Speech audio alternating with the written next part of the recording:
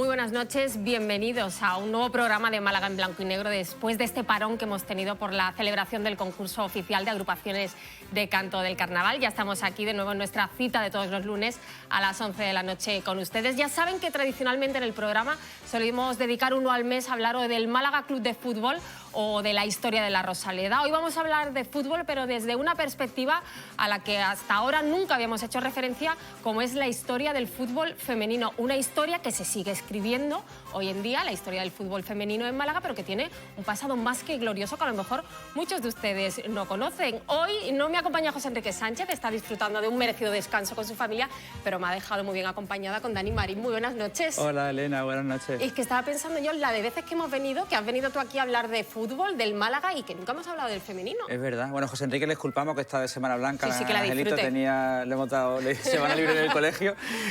Nunca hemos hablado de fútbol femenino y es injusto porque es verdad que su creación, que empezó en los 80, es más reciente que la del fútbol masculino, si es que hay que diferenciarlo, pero en cualquier caso, el fútbol femenino empezó más tarde y aún así han tenido muchas páginas brillantes en su historia. De hecho, del equipo que básicamente vamos a hablar hoy aquí, que es el Atlético Málaga, que se llamaba ese equipo, consiguió un hito que yo creo que la historia del deporte en España la han conseguido muy poco, que es un triplete. El Barça de Guardiola, el Unicaja ahora esperemos este año, que tiene la Supercopa, la Copa y le falta la Liga, pero un equipo, un super equipo que ganó la Copa de la Reina, la Supercopa femenina, en este caso la Liga, y después la Supercopa femenina. O sea que realmente lo ganó todo y fundieron o escribieron una página brillante en la historia del club. Y una de las responsables de ese triplete al que hace referencia Dani Marín es nuestra siguiente invitada, Estrella Díaz. Muy buenas noches. Buenas noches. Integrante de ese Club Atlético Málaga y decíamos, han pasado ya pues ¿cuántos años del triplete? Por lo menos 25 años, cerca de 30, vamos. La verdad que fue en el 97-98 la temporada, han pasado bastantes años, sí. Decíamos, una página gloriosa en la historia del fútbol, pero que yo estoy seguro que muchos malagueños y malagueñas que están viendo el programa no conocen. Yo también estoy segura que muchos malagueños y malagueñas no lo conocen. Y es verdad que Enrique, gracias a Enrique, que fue jefe mío también, hay que decirlo, él metió en Málaga en blanco y negro imágenes nuestras, dándonos la importancia y el éxito que creo que se merecía el equipo. Porque además podemos decir que el fútbol femenino empezó a escribir su página de honor aquí, en la provincia de Málaga. Cuéntanos quién es. Sí. Vamos a ver enseguida una fotografía, que seguramente a lo mejor el nombre les suena a muchos de ustedes. Fue una futbolista malagueña de Vélez Málaga, que se considera que fue la primera mujer en jugar al fútbol en nuestro país. Sí, yo creo que es una figura de relevancia nacional. Se ha descubierto muy tarde, se descubrió gracias a un periodista de Vélez que se llama Jesús Hurtado, porque parte de la trayectoria de esta mujer, que era Anita Carmona, más conocida como Veleta, sobre todo en su etapa como jugadora del Vélez Club de Fútbol, pues creo que fue la primera mujer que rompió ese techo de cristal, de intentar involucrarse en un deporte que era de hombres. Ten en cuenta que esta mujer nació a principios del siglo XX, en el año 1908, en el barrio de Capuchino, y bueno, fíjate, jugaba con boina, se vendaba el pecho porque tenía que pasar desapercibida, porque evidentemente eso, en la época en la que pues ella empezó a crecer,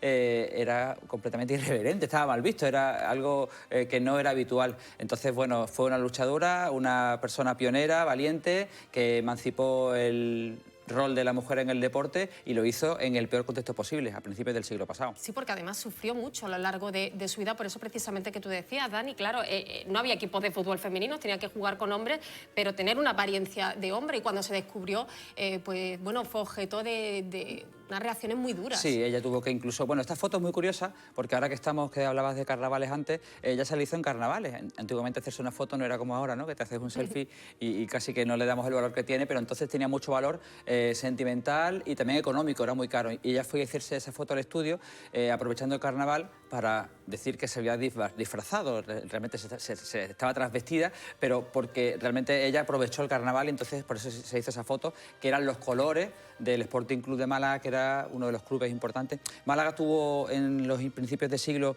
muchos clubes diferentes antes de que se fusionaran todos en el Malacitano, padre del Club Deportivo Málaga y después Málaga Club de Fútbol, y ella pues formó parte, jugando a escondidas, de uno de ellos, que es el Sporting Club, y esa es la ropa del equipo aquel, que por cierto esta mujer murió muy joven, con 30 años y fue enterrada en el cementerio de San Rafael y fue enterrada con esa ropa del club, o sea, con lo que experimentaba y también demostraba un amor a unos colores, ¿no? Estrella, me imagino que para toda futbolista malagueña que se precie, la historia de Anita Carmona está siempre muy presente, ¿no? Debería de estar más y, como dice Dani, que la conozcan más porque verdaderamente fue un hecho que era imposible en esa época. Oye, a mí me ha pasado, ¿eh? De tener que jugar con niños y pelarme muy cortito para que no, porque cuando yo empecé a jugar no te permitían jugar. Hoy en día sí se permite que estén niñas y niños en el mismo equipo, pero antiguamente no se te permitía. Y yo me he tenido que el pelo cortito y eso y camuflarme un poquito para poder jugar con niños, pero verdaderamente todo el mundo debería de conocer la historia de ella porque es que es la base de hoy en día del fútbol femenino, ¿no? Porque gracias a ella y el esfuerzo que hizo y el atrevimiento también en esa época tan difícil, con tanta dificultad, poder intentar eso, llevar a que las mujeres pudiéramos estar en el fútbol, como estamos hoy en día, gracias a Dios. Son mujeres, ya te digo, que han sido pioneras. Yo recuerdo otra que lo fue, y aparte es coetánea a un vídeo que vamos a ver ahora, que era Katy Sweeter, que fue una estadounidense que corrió el maratón de Boston, que era una prueba exclusivamente para hombres, en el año 67. Lo hizo, se inscribió con unas iniciales, cuando fue descubierta la expulsaron de la carrera, pero la terminó, además en un tiempo muy bueno, en 4 horas 20, que es un tiempo buenísimo para una maratón, y a los 5 años después, la organización del maratón de Boston, que quizás es de los más importantes del mundo, permitió que las mujeres pudieran correr, ¿no? Se suele decir que las primeras personas que rompen el muro siempre acaban sangrando porque alguien tiene que dar el primer paso, ¿no? Y Anita Carmona y esta mujer, esta estadounidense, creo que también lo hicieron y al final, mira, sirvió para algo, ¿no? Bueno, y la importancia, siempre hablamos con estas cosas, de que existan referentes y que las niñas pues, puedan ver mujeres futbolistas, en atletas que tienen unos referentes a los que insistimos, hay que darle más visibilidad. Estamos dedicando, como decimos, el programa de hoy a recordar un poco la historia del fútbol femenino y, como decía Dani, vamos a ver un vídeo de la década de los años 60 que vamos a comentar enseguida y que yo les puedo adelantar que les va a llamar bastante la atención. Vean. Grupos de mujeres demuestran que el fútbol no es solo cosa de hombres, aunque los comentaristas mantengan una anticuada posición reticente. No es frecuente tanta efusión entre los capitanes de los equipos contendientes. El balón es acaparador de goles, pero pies blancos no ofenden, aunque tampoco son demasiado aptos para marcar goles, que es de lo que se trata.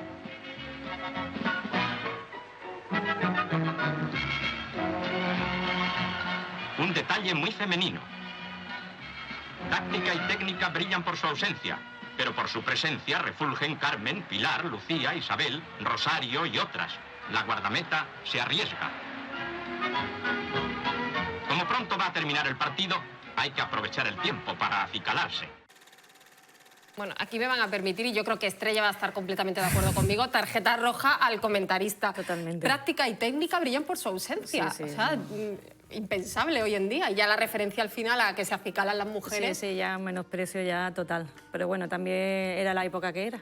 Tampoco nos vamos a asustar en esos momentos de la situación que vive España y lo que era el deporte femenino en realidad. Porque si ves a las jugadoras, la descoordinación que tenían, porque eran mujeres que no estaban acostumbradas a hacer deporte. Hoy en día, por suerte, ya la coordinación, las niñas se trabajan en los institutos, en los colegios, la formación deportiva es mucho mayor, pero antiguamente, imagínate, bueno, la verdad es que da un poco susto ver estas imágenes. te enfadan, y sobre todo por el comentario que tú acabas de decir, que la toma que hacen del trasero de una mujer, ¿no? La verdad, un poquito despectivo, pero bueno, era la época era lo que había. Era la en época los que había 60, y claro. era que así, por desgracia, por suerte, ya hemos llegado donde estamos, ¿no? Sí, bueno, ahí evidentemente no había educación deportiva. Yo creo que no había entrenadores de equipos femeninos, no había entrenamiento de fútbol femenino y yo creo que se folcloriza demasiado el espectáculo del fútbol. Hoy en día yo creo que Estrella ha dado la clave. Hay formación deportiva, hay educación deportiva y sobre todo hay unos referentes, unos mitos que tienen nombres y apellidos, que viven por y para el fútbol, gracias a que también hay más patrocinadores y que tienen, pues, sin ir más lejos ahora mismo, a la selección española como la primera o segunda del ranking FIFA. Es decir, todo ha evolucionado, gracias a Dios. Yo me hace gracia porque, con todo el respeto, porque me parece inverosímil, ¿no? Surrealista, ¿no? Esto que veo, y me hace gracia por la forma, lo dicen tan, y la impunidad con la que se hacía, ¿no? Entonces, bueno, hay que tomárselo así, es fruto de la evolución que hemos sufrido en todo este tiempo, pero bueno, todavía siempre se puede hacer mucho más, por supuesto. Pero, Dani, ¿cuándo empezamos a hablar de un fútbol más profesional, ya más federado en lo que es Málaga capital? Bueno, pues fue en los años 80, yo creo que ahí es Estrella, ¿verdad?, la que nos puede hablar, porque hay unas fotos muy curiosas que vamos a ver enseguida, en la que ella con 14 añitos, porque hay que decir que fue el otro día su cumple, no vamos a decir cuánto, pero fue el día de su cumple, aprovechamos para felicitarla. Ya no se dice la edad, ya no se dice. Y fueron los años 80, ¿no?, cuando empezó el fútbol en Málaga, ¿no?, a federarse, ¿no? Sí, sí. ¿Te parece, Estrella, que vayamos viendo las fotos y las comentamos? Vamos a verlas. Y esos orígenes del fútbol federado en los años 80.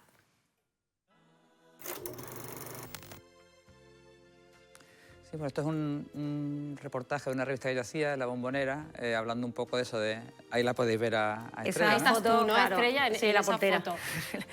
Pero en esa foto está tomada en la Ciudad Deportiva de Carranque por José Antonio Berrocá, que era el fotógrafo del Diario 16 en ese momento y nos hizo esa fotografía. Ese es un partido que jugamos contra la Almería. Ese fue el primer equipo aquí en Málaga federado y el entrenador era Salvador Tello, que se le llamaba Salvador Rodríguez Tello, que fueron los que primero pioneros de hacer un equipo femenino íntegramente de mujeres, vamos. La verdad que hay que estar agradecida a ellos. Ya después desapareció el equipo, estuvimos 3 o 4 temporadas y ya desapareció el equipo y luego ya otra vez la Federación Malagueña retomó el fútbol femenino con Manuel Hernández Navarrete como entrenador. Porque, Estrella, tu afición al fútbol, ¿de dónde viene? ¿Desde pequeña? Desde pequeña. Yo, la verdad, es que la gente no se va a asustar porque somos 10 hermanos, 8 hombres. Y una sola televisión. Una sola televisión, 2 mujeres, mi hermana que es la mayor, yo soy la quinta. Pero no sé por qué, de todos mis hermanos, la única que ha tenido pasión verdaderamente por el fútbol he sido yo, ¿no? Que he llegado donde he llegado gracias también a logros deportivos a nivel nacional e internacional. Pero es que, no sé, de pequeñita, mi padre me enseñó un día, me dice, te voy a enseñar a jugar al fútbol, coge un balón. Y desde entonces, claro, una pasión. En ese momento entiendo que cuando tú le decías a la gente que te gustaría dedicarte profesionalmente al mundo del fútbol, inviable.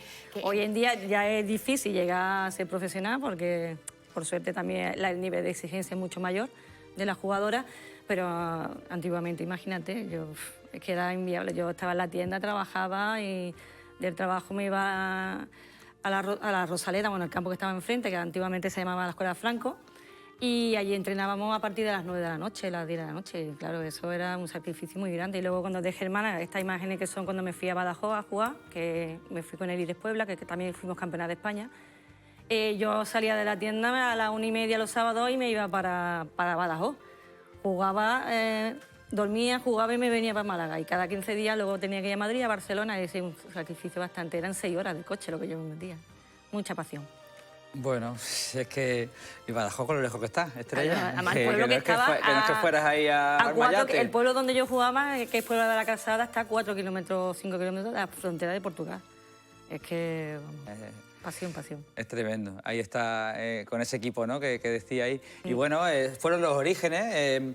Me hace mucha gracia porque en los carteles hay ahí, decía 100 pesetas para los hombres, 50 para las damas y los niños gratis. Y fue bicampeón de Andalucía, creo que hicieron un papel... Bueno, yo creo que formaba parte un poco de la estructura del Málaga, igual que el equipo que después, un año más tarde, gana el triplete, que también formaba parte de la estructura del Málaga, aunque se llamaba Atlético Málaga, ¿no? Sí, sí. Nosotros... No es que fuéramos la estructura del Málaga, la verdad es que el Málaga nos ayudaba bastante, sobre todo el tema de los campos para poder entrenar, las instalaciones. Nosotros nos cabíamos en la Rosaleda, antes que se cambiara, se remodelara toda entera, los vestuarios estaban justo pegados al campo, al anexo. Bueno, aquello era... Pero es verdad que el Málaga siempre tenía un poco de ayuda, ya para todos, y hay que reconocérselo, fue Manuel Hernández Navarrete, gracias a él, porque verdaderamente el dinero lo ponía él para los viajes. El equipo llegó donde llegó, porque hay que ser sincero, es verdad que teníamos un poquito de ayuda de las instituciones, pero era muy poco, no era tampoco una cosa que tú te mereciera la pena volcarte en ese proyecto. En cambio, Manolo sí que se volcó económicamente y ayudó mucho al fútbol femenino. Porque cuando empezó ya a despuntar ese equipo, el equipo del Club Atlético Málaga, estamos hablando todavía, y ya se vio que podía tener serias opciones a ganar la Liga, la Copa de la Reina o la Supercopa. De hecho, el equipo ese, nosotros llevamos ya 6 o 7 años entrenando, que no es que llegáramos y ganáramos todo de golpe, fue un proceso lento y casualmente formado todo por jugadoras de Málaga. El equipo campeón fue todas las jugadoras de la provincia de Málaga, de Vélez Málaga, de Ronda, de Totalán, teníamos jugadoras de toda la provincia de Málaga. Es decir, que encima el equipo era parecía a los equipos vascos antiguos, sobre todo como el Atleti, ¿no? Jugadoras formadas en la casa, jugadoras de la provincia, y ese equipo, pues claro, tuvo un proceso de 5 o 6 años que fue formándose y también cogiéndole, como te digo, a la competición, el nivel de la competición.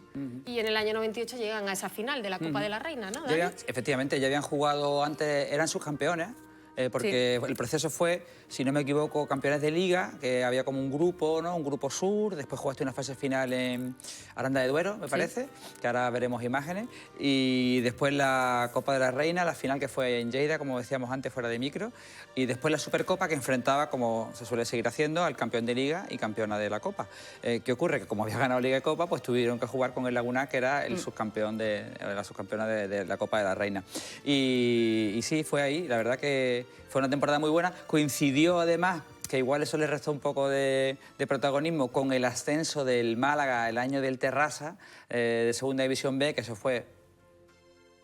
¿Puedo decirlo, no? La hostia, ¿no? Ya estamos en horario nocturno, Está permitido, ¿no? Está permitido. Está permitido. Y claro, y al final ahí muchas veces ellas luchan por tener un poquito más de foco mediático. A mí me da pena porque este triplete, que es una hazaña, una pasada, ellas demostraron que Victoria era un nombre de mujer, ¿no? Que se escribía con mujer, ganaron todo lo ganable.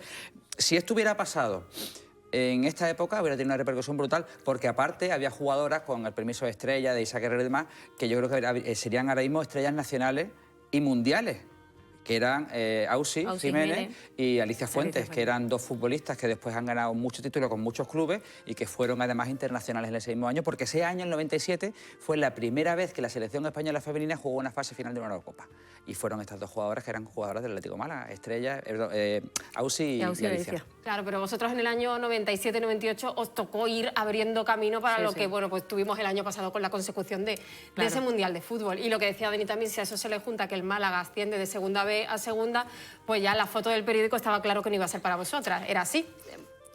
Es que lo que te he dicho, que es la situación que estábamos en ese momento, cómo se vivía. Es verdad que nosotros, pues, no te creas, el Diario Sur tuvo con nosotros en Marca, en la radio tuvimos bastante difusión. La verdad que se comportaron muy bien con nosotros, porque es como dice Dani, el año anterior habíamos sido subcampeonas de Copa. Jugamos la final de la Copa contra el Español, que perdimos, y al año siguiente ya fue cuando conseguimos Liga, Copa y Supercopa de España. Pero es verdad que hoy en día hubiésemos tenido una repercusión tremenda, vamos. Además, fuimos el primer equipo de fútbol, no femenino, masculino, de fútbol, en ganarlo todo. Luego llegó el Barcelona de Guardiola y el Atlético de Madrid. Tuvieron que pasar unos cuantos años. Sí, pasaron unas cuantas temporadas, pero en fútbol fue el primer equipo en España en conseguir el triplete. Pues uno de esos títulos que consiguió el Club Atlético Málaga fue la Copa de la Reina. Vamos a ver en el siguiente vídeo ese ambiente que había en el vestuario. Te cuenta que se lo toman con la misma seriedad o aún más que el hombre, y bueno, y después pues mira, haber hecho un equipo en tan poquito tiempo de historia que tiene este Málaga y queda campeona de España como hemos quedado hace un mes y ahora está de nuevo en una final de la Copa Su Majestad la Reina, pues tú me dirás, ¿no? Un orgullo para todos nosotros.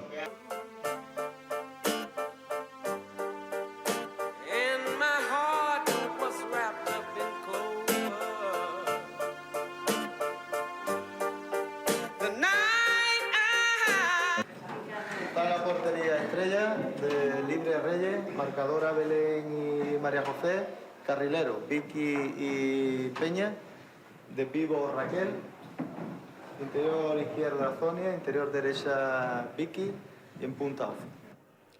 Bueno, estábamos comentando un poquito con los artes. Lo que sí tenemos que tener muy claro es el concepto. Marca el par, no empecemos el otro día, que había dos jugadoras y ya teníamos los problemas. Y Reyes de Liga. Ellas, si entonces juegan con un 4-3-3, nosotros pues ya veremos si entran por las bandas.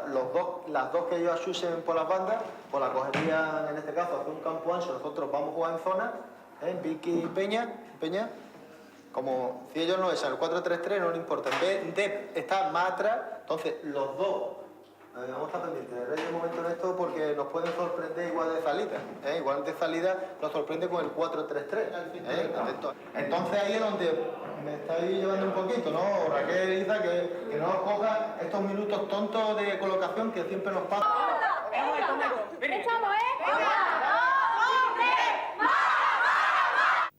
El fútbol andaluz tuvo ayer una cita con el éxito. Fue de la mano de estas mujeres. que consiguieron que el Atlético Málaga se proclamara campeón de la Copa de la Reina. Con ello completaban un doblete histórico al haber conseguido ya esta temporada el título de Liga.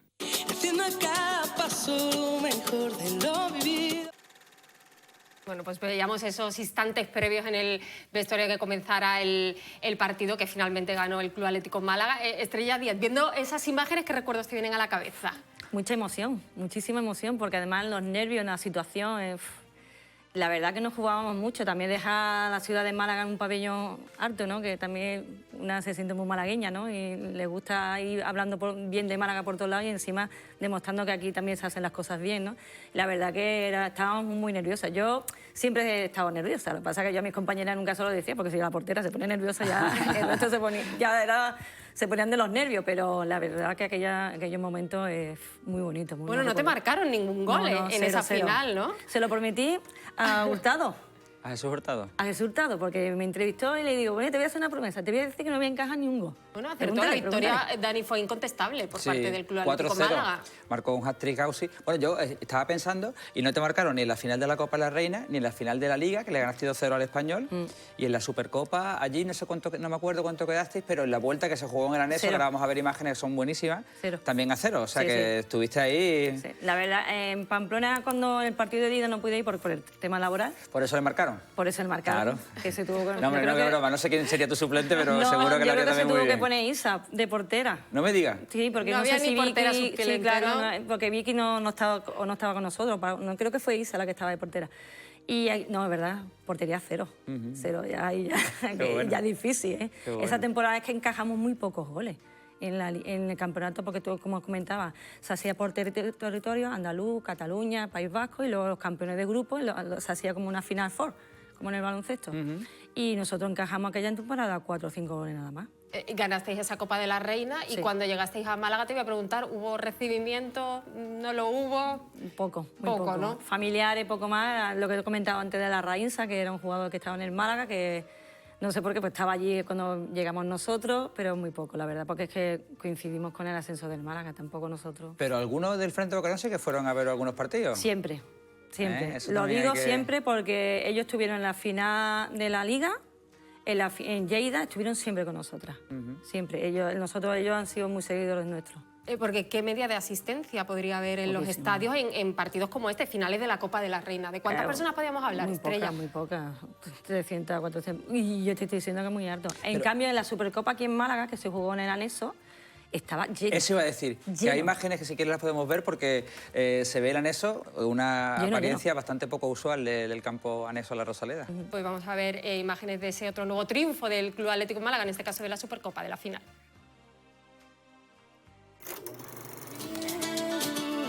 Pronto se vio que las andaluzas eran netamente mejores que el Lagunac navarro.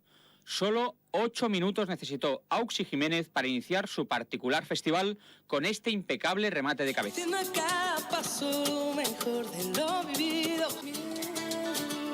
Pero lo mejor de la jugadora rondeña y del Atlético Málaga estaba por llegar.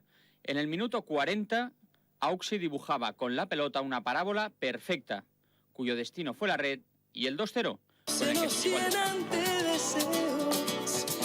que no son imposibles ni están con una aproximación de las navarras que, sin embargo, nunca pudieron con el dispositivo defensivo diseñado por Manolo Hernández.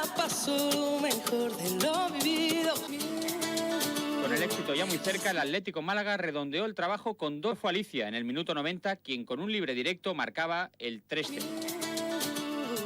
Las manos se nos llenan de deseos que no son imposibles ni están lejos.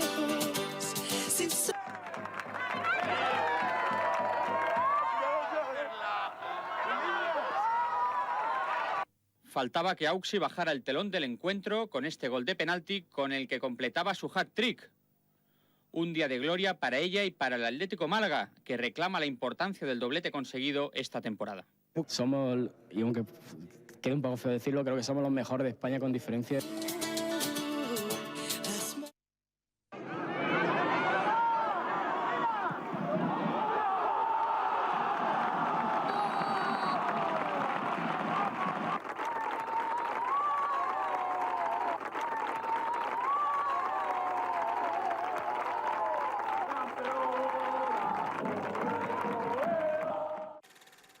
Pues terminaba el vídeo con esa celebración de la Supercopa y es verdad lo que decía tanto Dani como Estrella, ahí sí que había más afición en el anexo. Mucho. Se llenó, vamos, el material que compraron para vender se quedaron cortos porque, claro, nadie se esperaba la cantidad de gente, es que era todo el campo lleno entero. Yo creo que si lo llegan a meter en un campo medio en condiciones, la Rosaleda, la preferencia, lo hubiésemos llenado seguro.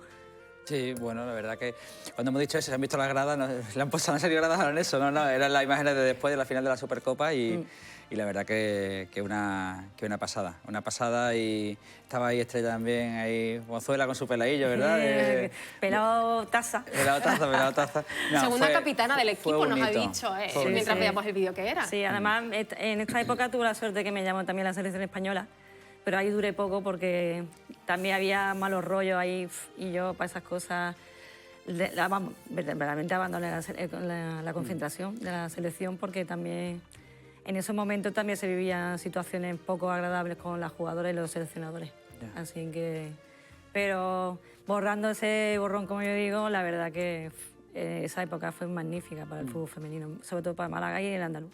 Si te pudieras quedar, yo sé que es muy difícil lo que te iba a preguntar, Estrella, con un recuerdo de tu paso por el Club Atlético en Málaga, ¿qué momento sería? Complicado. La verdad que es muy complicado. Yo creo que todos los momentos que con todas mis compañeras, las personas que he conocido, que han rodeado el fútbol, me ha dejado muy buenas amistades y de hecho hoy en día gracias a ello también sigo ligada al fútbol porque estoy en el Málaga, soy coordinadora del femenino y también soy la entrenadora del equipo filial y gracias a que contaron con nosotras y he podido seguir mi trayectoria deportiva ligada al fútbol, que es lo que me apasiona verdaderamente.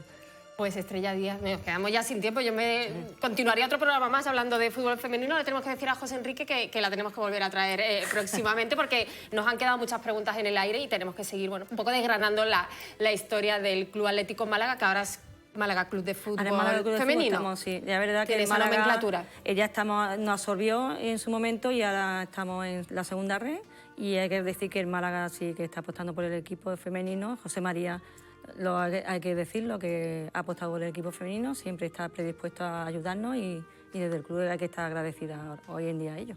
Pues Estrella Díaz, muchísimas gracias y te emplazamos para un próximo programa. Y no podemos perder la costumbre, aunque no está José Enrique, Dani, hay preguntas esta semana. Hay preguntas. Es facilita para que haya seguido el programa. Bueno, pues básicamente el año en el que se disputó, no solamente se disputó, sino que ganó también el Atlético Málaga la final de la Copa de la Reina. ¿En qué año se celebró? Pues lo hemos dicho a lo largo del programa muchísimas veces, también de ese número de teléfono en el que se tienen que poner en contacto, el 608-065-028. Entre todas las llamadas ganadoras, pues vamos a sortear esos DVDs que están viendo sobre la historia de Málaga y de la provincia. Pues muchísimas gracias, Dani Marín. A ti, a vosotros. Yo les emplazo al próximo lunes a partir de las 11 de la mañana. Estará ya José Enrique con nosotros. He dicho 11 de la mañana, no, 11 de la noche. El próximo lunes estará ya sí José Enrique y hablaremos del centenario, de cómo se conmemoró el centenario de la Plaza de Toros de la Malagueta. Así que hasta entonces les deseamos que pasen una muy feliz semana. Gracias, como siempre, por estar ahí. Nos vemos el lunes, 11 de la noche, Málaga en blanco y negro.